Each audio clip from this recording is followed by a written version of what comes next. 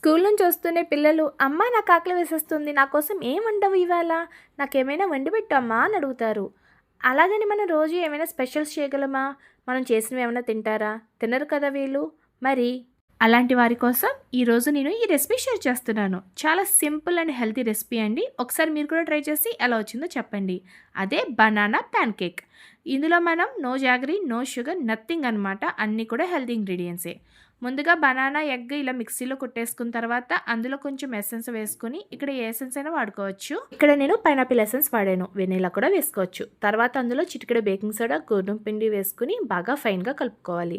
ఉండలు లేకుండా ఇలా కలుపుకున్న తర్వాత మనం ఒక దోసల పెనం పెట్టుకుని అందులో ప్యాన్ కేక్ కింద వేసేసుకోవడమే. అయితే ఇందులో సీక్రెట్ ఇంగ్రీడియంట్ వేసుకుంటే పిల్లలు యమ్మీ యమ్మీగా ఉందని తింటారు. అదే చాక్లెట్ చిప్స్.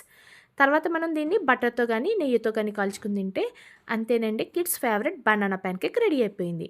మీ అందరికీ కూడా నచ్చితే please like, share and subscribe. Thank you for watching.